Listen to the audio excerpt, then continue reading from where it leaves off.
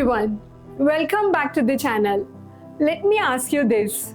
Do you already understand English, but when it comes to actually speaking, you pause, you translate it in your head, and then that sentence just doesn't flow? That's the problem most learners face. Now here is a surprising part. The mistake is not your vocabulary. It's something much smaller, much simpler, but way more powerful. If you want to sound more fluent and natural, stop obsessing over big words and start mastering the real tools that native speakers use every single day. And that's exactly what we will cover today. I'm Poonam, your English language coach.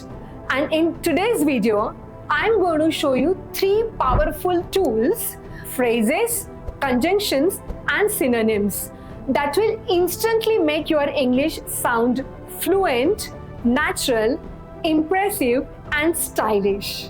So stay with me till the end, because once you learn these, people will immediately notice how confident and natural your English has become.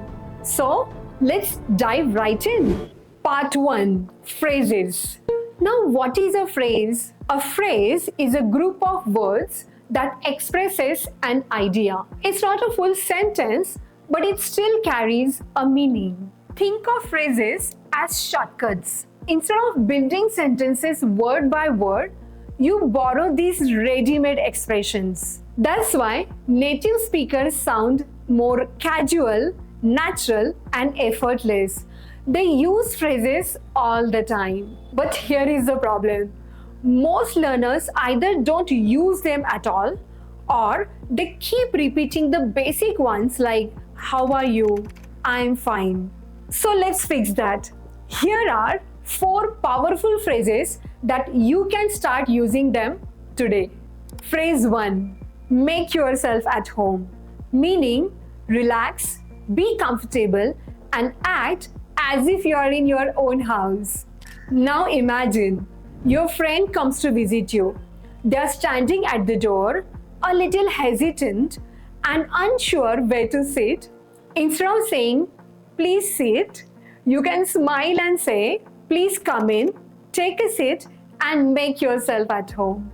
It feels warm, welcoming, and it instantly breaks the formality. Practice tip. Use it when the next guest comes over. You will immediately sound more casual and friendly. Next phrase is long time no see. Meaning, we use this when meeting someone after a long gap.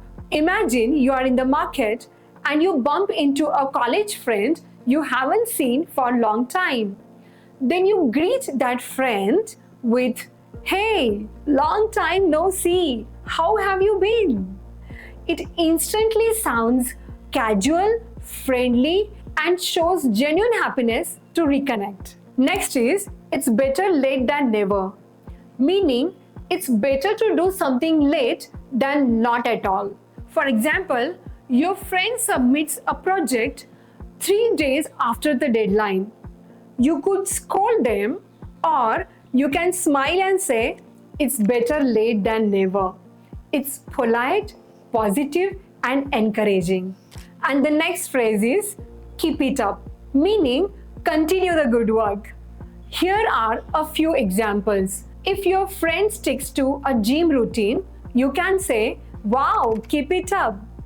If your sibling scores well in the exam, you say, that's awesome, keep it up.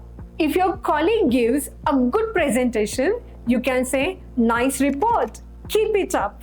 It's short, motivating, and instantly positive. Start using it today. Now here is a bonus tip for phrases. Before we move on, let's see something important about the phrases. Phrases are like salt in a recipe. We don't need to overload our speech with them. But if you sprinkle them at the right moments, your conversation or your speech will just taste right. Here is how you can practice them. You can use them in casual chats with your friends, family, and even text messages. Watch English interviews or vlogs. Listen and observe how they naturally insert phrases into their conversations. Make it a goal. Pick one phrasal verb every day and use it in 3 different conversations. Alright, now that we have mastered phrases, it's time to focus on a tool that is absolutely essential for speaking English fluently. We are talking about conjunctions. You see, if phrases are the style, but the conjunctions are the glue that connects the sentences together. Without conjunctions, your speech will sound choppy, robotic, and disconnected. But if you start using conjunctions smartly, your English will flow smoothly. What are conjunctions? Conjunctions are words that connect to ideas, clauses, or sentences. Conjunctions help you add information, show contrast, explain cause and effect, talk about condition, and sequence events smoothly.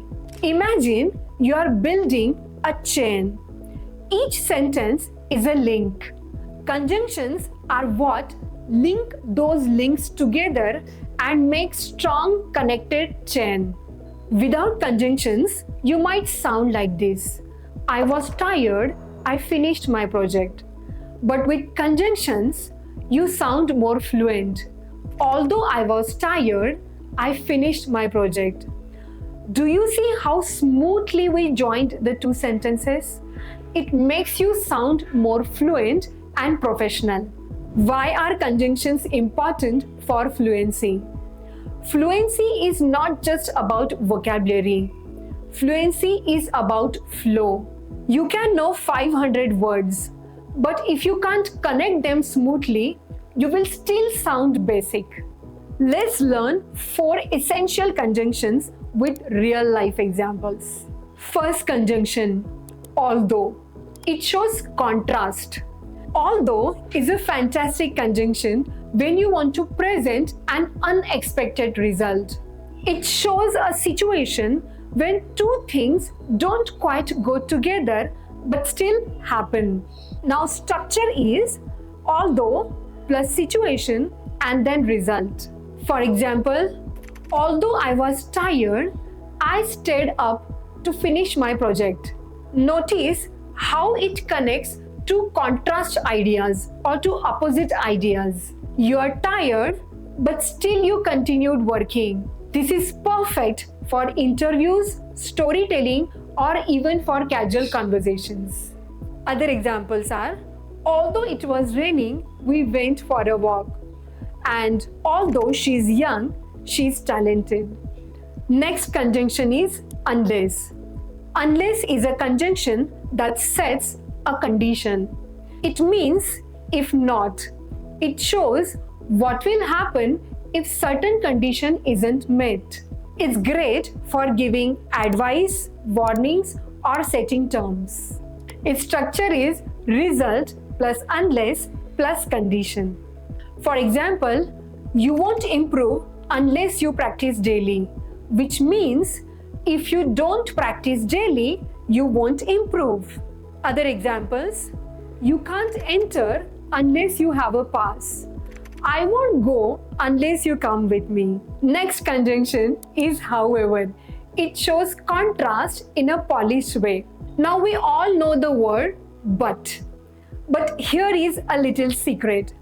If you want to sound more fluent and formal, replace but with however. However is often used in professional settings, presentations, and polished conversations. Structure is first idea, however, and then contrast idea. For example, I studied hard, however, I didn't get the score I expected. The food was delicious, however, the service was slow. We planned a picnic, however, it started raining. See how elegant it sounds? It's a small change, but it instantly levels up your English. Now the next conjunction is meanwhile. It shows 2 simultaneous actions. Meanwhile is a brilliant conjunction to show two actions happening at the same time. It's super useful when telling stories, explaining processes, or giving instructions. Its structure is first action, meanwhile, second action. For example, she was preparing the slides, meanwhile, I was collecting the data. Other examples are, I was cooking, meanwhile, my brother was setting the table. He was watching TV, meanwhile, she finished her homework. Alright, we have already covered phrases and conjunctions.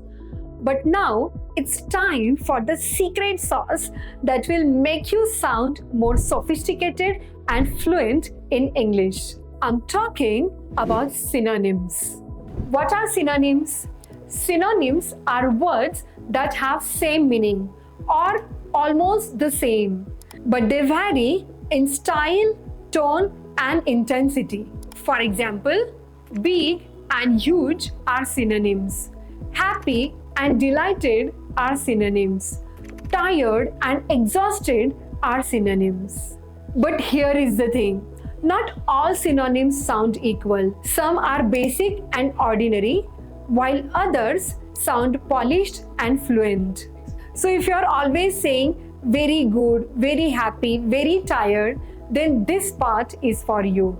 Because today I will show you how to upgrade your vocabulary by replacing very plus adjective phrases with stronger and smarter synonyms.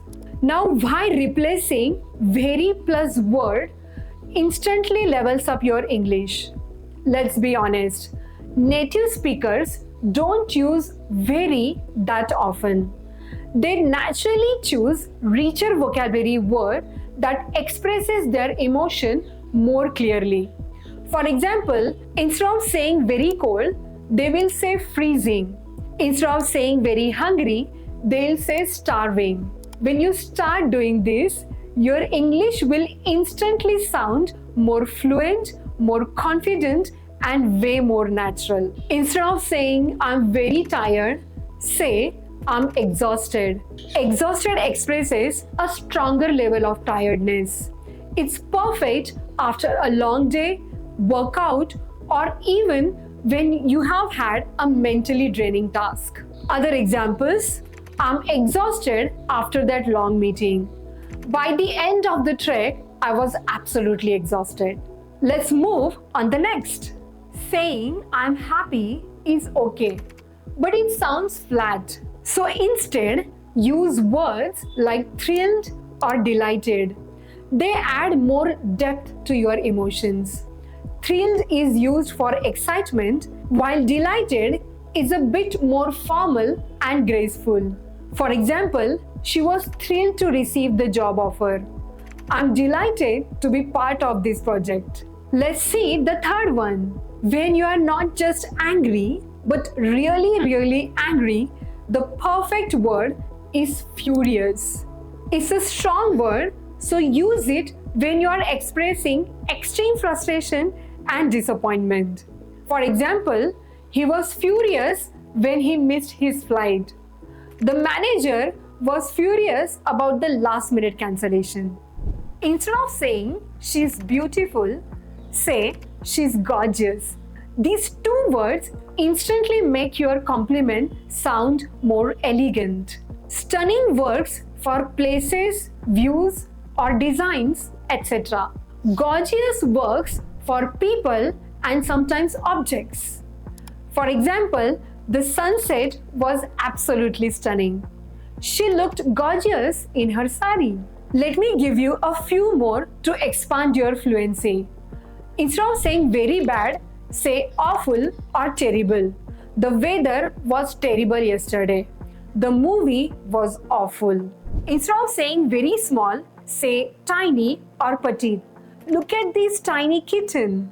Or she has petite hands. Instead of saying very easy, say effortless or simple. The process was effortless. It's a simple task, don't worry. Instead of saying very smart, say brilliant or intelligent. For example, he is a brilliant engineer. She is incredibly intelligent.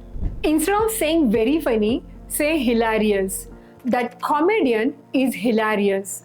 Your joke was hilarious. I couldn't stop laughing. Before we wrap up, let me give you some daily practice hacks to make sure these tools become a part of your natural English. First is shadow practice. Listen to native English speakers on YouTube podcasts or interviews. Pause after every sentence and repeat it exactly as they say it. Focus on phrases, idioms, conjunctions, and the way they use synonyms. Next is small talk practice. Next time you meet your friend or text someone, make a conscious effort to use phrases like long time no see. Compliment using synonyms. For example, you look stunning. Add conjunctions. For example, although it's late, I will finish this. Next is write short stories using idioms and conjunctions. You don't need to write long essays. Even writing a small paragraph will help a lot. And the last is the synonym challenge. Set a personal challenge for yourself. Each day, choose one very plus adjective you use too often. Replace it with a better synonym in your conversations that day. And there we go. Today, we have learned 3 amazing tools to transform your English. First, phrases for everyday natural conversations. Conjunctions for smooth, fluent sentences. And synonyms to make your vocabulary sound more rich and professional. But here is the truth. Just knowing them is not enough. You need to practice them daily in your daily conversations, writing exercises, or even while talking to yourself. So here is your homework. Pick one phrase, one conjunction, one synonym from today's lesson and use it in your real conversation. Or you can even type them in the comments below. I will personally review and give you feedback. If you found this video helpful, please like, subscribe and hit the bell icon so that you never miss a lesson. This is Poonam, your English language coach, signing off. Until next time, keep learning, keep growing and keep speaking.